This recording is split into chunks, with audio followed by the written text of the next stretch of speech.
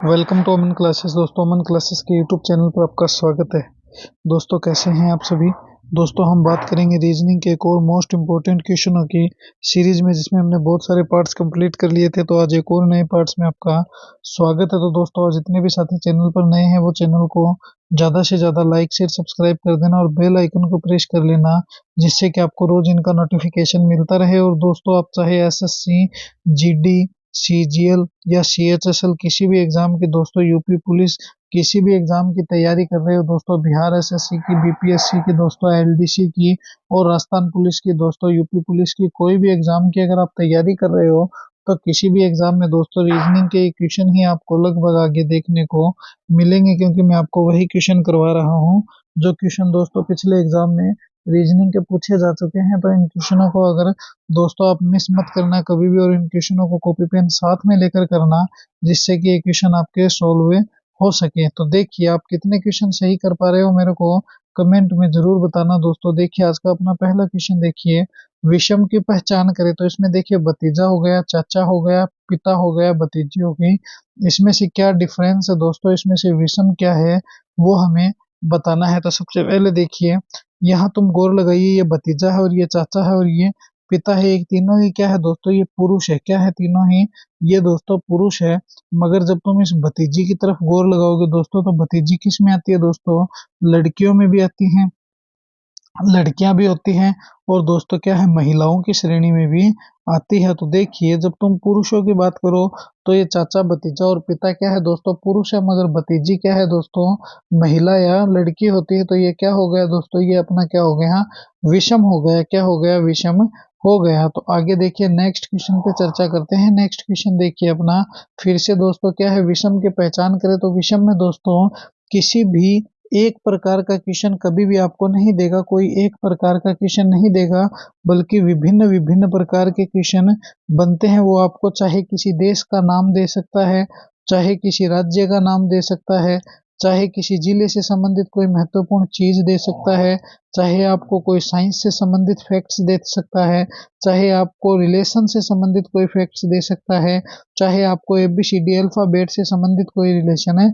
दे सकता है। क्योंकि दोस्तों विभिन्न क्वेश्चनों की कोई श्रेणी नहीं होती है। तो देखिए, इसमें विषम क्या है। सबसे पहले देखिए, एच से ए की तरफ चलते हैं। तो ए कितने पे आता है, एक पे एच कितने पे आता है, 8 पे। तो इसका मतलब क्या होगा, -7 हो गया। -7 से दोस्तों जब हम एम की तरफ चलेंगे तो क्या आ जाएगा दोस्तों, ए से एम की तरफ चलेंगे तो एम 13 पे आता है, ए 1 पे आता है, तो +12 हो गए। और दोस्तों एम से एफ की तरफ चलेंगे तो -7 हो गए। तो -7 + 12 और -7 हो गए। जब हम वी से एन की तरफ चलेंगे दोस्तों तो कितना हो जाएगा, -8 हो जाएगा। और एन से वाई की तरफ चलेंगे दोस्तों तो +11 हो जाएगा।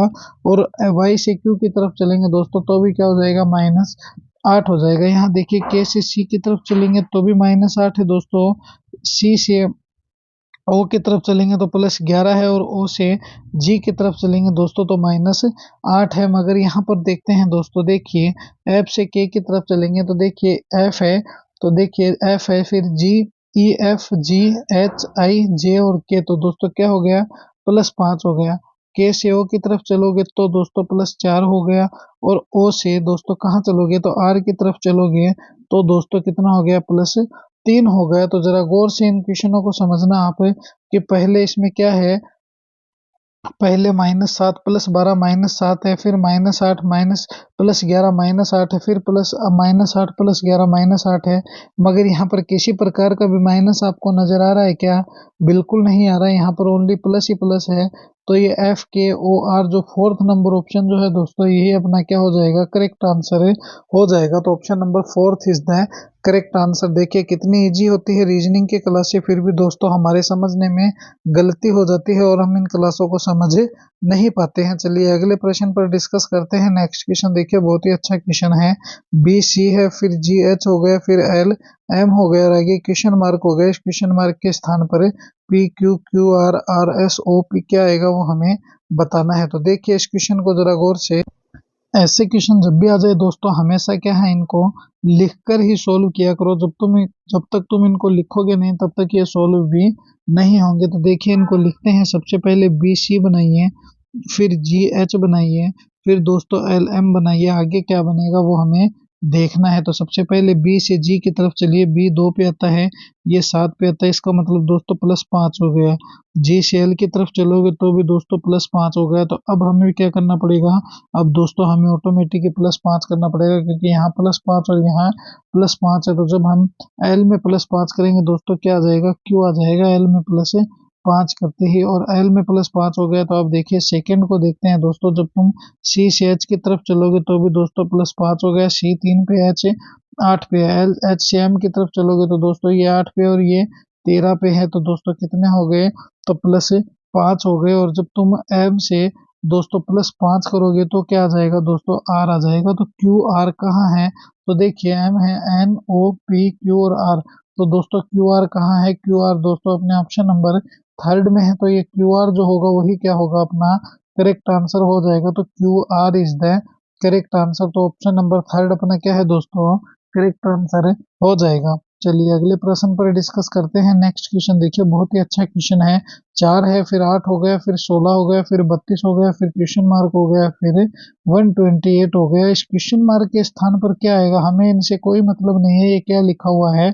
हमें तो इनमें क्या देखना है दोस्तों, एक रिलेशन देखना है कि ये रिलेशन क्या बनाया हुआ है। जो ये रिलेशन है दोस्तों, उसी रिलेशन के अकॉर्डिंग ही हमें क्या है, इन क्वेश्चनों को सोल्व करना है। तो सबसे पहले देखिए इनका रिश्ता निकालते हैं हम, इनका आपस में क्या रिश्ता है। तो सबसे पहले देखिए 4 है, 4 के बाद इसने 8 लिखा, 8 के बाद इसने 16 लिखा, 16 के बाद इसने 32 लिखा, 32 के बाद इसने क्वेश्चन मार्क लिखा और 128 लिखा। तो अब देखिए इनका रिश्ता देखते हैं क्या है। 4 से 8 हुआ है, इसका मतलब दोस्तों +4 कर दिया। 8 से दोस्तों 16 हुआ, डबल हुआ, इसका मतलब इसने दोस्तों +8 कर दिया। किया कि नहीं किया, 16 से 32 हुआ, इसका मतलब दोस्तों इसने +16 कर दिया। तो अब हम क्या करेंगे, जरा गौर से देखिए, पहले +4 फिर +8 फिर +16 और अब क्या करेंगे, 32 करेंगे तो क्या आ जाएगा दोस्तों, 64 आ जाएगा। क्या आ जाएगा, 64। +32 से दोस्तों अब क्या करेंगे, +64 करेंगे। तो 64 में दोस्तों +64 करते ही दोस्तों कितने हो गए, 128 हो गए, जो अपने यहाँ पर छपे हुए हैं। तो हमने कैसे किया इसको सोल्व, देखिए +4 पहले हुआ, फिर उसका डबल हुआ, फिर उसका डबल हुआ, तो आगे भी हमने क्या कर दिया, डबल कर दिया, जो कि 64 आ जाएगा। तो 64 ऑप्शन नंबर फर्स्ट में है, तो ये फर्स्ट नंबर ऑप्शन ही है दोस्तों, वो क्या हो जाएगा, अपना करेक्ट आंसर हो जाएगा। तो option number first is the correct answer. चलिए अगले प्रश्न पर डिस्कस करते हैं। नेक्स्ट क्वेश्चन देखिए, बहुत ही अच्छा क्वेश्चन है। दिए गए विकल्पों में से लुप्त अंक को ज्ञात कीजिए। तो ये जो मिसिंग नंबर है दोस्तों, ये हमें क्या करना है, फाइंड करना है, निकालना है। ये मिसिंग नंबर निकालना है। तो कैसे निकालेंगे, जरा गौर से समझिए इस क्वेश्चन को, कि सबसे पहले 7, 6 और 5 में ऐसा क्या रिलेशन है, 10, 12, 14 में ऐसा क्या रिलेशन है, 19, 17 में क्या रिलेशन है, क्वेश्चन मार्क आ जाएगा। या फिर दोस्तों 7, 14 और 19 में क्या रिलेशन है, 6, 12 और 17 में क्या रिलेशन है। तो हम क्या करेंगे दोस्तों, सबसे पहले हम इसको यहाँ से देखेंगे, यहाँ से नीचे की तरफ आएंगे। अगर नीचे से नहीं होगा दोस्तों, तो हम इसको यहाँ से देखेंगे, यहाँ पे रिलेशन अपना निकाल सकते हैं। दो में से एक जगह पर दोस्तों हमें क्या है, रिलेशन देखने को जरूर मिलेगा। तो वीडियो को दोस्तों दबा के शेयर कर देना, जिससे कि आपको रोज इनका नोटिफिकेशन मिलता रहे। तो सबसे पहले हम इसको नीचे करके देखते हैं कि जब तुम 7 + 6 + 5 करोगे तो कितने आते हैं। तो देखिए 7 और 6 कितने हो गए, तो दोस्तों 7 और 6 13 हो गए, 13 और 5 कितने हो गए, 18 हो गए। तो यहाँ पर तो 14, 12, 10 पहले से दोस्तों 18 से ऊपर बात जा रही है। तो ये तो ऐसे तो नहीं हो सकता, ऐसे नीचे की तरफ तो ये नहीं हो सकता। तो फिर ये क्वेश्चन कैसे होगा, तो देखिए मैं आपको बताता हूँ। जब तुम 7 को दोस्तों क्या करोगे, तो 7 है, 7 को 6 से मल्टीप्लाई करो, या फिर दोस्तों यहाँ पर देखिए कितने हैं, 14 है, तो 14 से करने पर दोस्तों 19 लेकर आएंगे। तो ये ऐसे भी नहीं होगा। तो फिर दोस्तों क्या करेंगे, इसको हमें बहुत ही इजी वे में मैं आपको बताऊंगा, जरा गौर से समझिए इस क्वेश्चन को। इस 7 को दोस्तों जब तुम 2 से मल्टीप्लाई करोगे तो कितने आ गए, 14 आ गए। और इस 14 में दोस्तों तुम +5 करोगे तो कितने आ गए, 19 आ गए। 19 है क्या, बिल्कुल है। जब तुम दोस्तों 6 को 2 से मल्टीप्लाई करोगे तो कितने आ गए, 12 आ गए। जब तुम 12 में +5 करोगे दोस्तों कितने आ गए, 17 आ गए। 17 है क्या, बिल्कुल है। तो देखिए 7 को मैं दोबारा समझाता हूँ। जब तुम 7 को 2 से मल्टीप्लाई करोगे 14 आ गए, 14 में +5 करोगे कितने आ गए, तो सर 19 आ गए। 19 और 17 दोनों है। तो अब हम क्या करेंगे दोस्तों, 5 को 2 से मल्टीप्लाई करेंगे, कितने आ गए, 10 आ गए। 10 में +5 कर देंगे पहले वाले की तरह ही, तो कितने आ जाएंगे, तो सर 15 आ जाएंगे। और ये 15 ही अपना क्या है सर, करेक्ट आंसर हो जाएगा। तो 15 कहाँ है, ऑप्शन नंबर 3 में है। तो ये 15 ही है जो दोस्तों क्या है अपना करेक्ट आंसर मान्य होगा। तो हमने कैसे किया दोस्तों, तो देखिए ये जो संख्या है आगे वाली तीनों संख्याओं को 2 से मल्टीप्लाई करके क्या कर दिया, +5 कर दिया और अपना आंसर निकाल कर ले आए। तो इस क्वेश्चन मार्क के स्थान पर क्या छप जाएगा, 15 छप जाएगा। तो ऑप्शन नंबर जो 3 है दोस्तों, ये 15 जो है ऑप्शन नंबर 3 ही अपना क्या है करेक्ट आंसर है, हो जाएगा। तो 15 इज द करेक्ट आंसर। चलिए अगले प्रश्न पर डिस्कस करते हैं। नेक्स्ट क्वेश्चन देखिए दोस्तों, एक क्यूट भाषा में क्या है दोस्तों, एक कूट भाषा में डेलिबेरेशन को नोइटो, देखिए दोस्तों यहाँ पर देखिए डी है, ई है, एल आई बी, तो ये क्या कर दिया दोस्तों, सीधा ही पता चल रहा है उल्टा क्रम कर दिया। क्या कर दिया, उल्टा क्रम कर दिया। तो डेलिबेरेशन को नोइटेरे बिल्ड कर लिखा जाता है, तो उसी कूट भाषा में इन्फिनिटी को क्या लिखा जाएगा। तो सबसे पहले देखिए हम यहीं से इनको सोल्व कर देते हैं और हमारा सोल्व हो भी जाएगा। देखिए यहाँ से देखिए वाई का वाई आ गया, टी का टी आ गया, आई का दोस्तों आई आ गया, फिर उसके बाद एम का एम आ गया, फिर दोस्तों आर का आर आ गया, आर के बाद क्या है दोस्तों आई का आई आ गया, फिर दोस्तों एफ का एफ छाप देंगे, एफ के बाद एन का एन छाप देंगे और एन के बाद क्या करेंगे दोस्तों आई का आई छाप देंगे। तो Y T I M R I, Y T I M R I F N I कहाँ पर है, तो ऑप्शन नंबर 3 में है जो सीधा सीधा नजर आ रहा है। तो ये 3rd नंबर ऑप्शन जो है, ऑप्शन नंबर 3 जो है दोस्तों, वही क्या होगा अपना करेक्ट आंसर हो जाएगा। तो option number 3 is the correct answer. देखिए कितनी इजी क्लासेस चल रही है रीजनिंग की दोस्तों, गलतियां हमारी ही है जो हम इनको सॉल्व नहीं कर पाते हैं। देखिए नेक्स्ट क्वेश्चन, माता पिता माताएं और पिताएं हैं, क्या होगा वो हमें बताना है। तो सबसे पहले तो देखिए दोस्तों, माता पिता को बनाएंगे, क्या बनाएंगे, माता पिता को बनाएंगे। तो सबसे पहले तो दोस्तों क्या होगा, माता होगा और पिता होगा।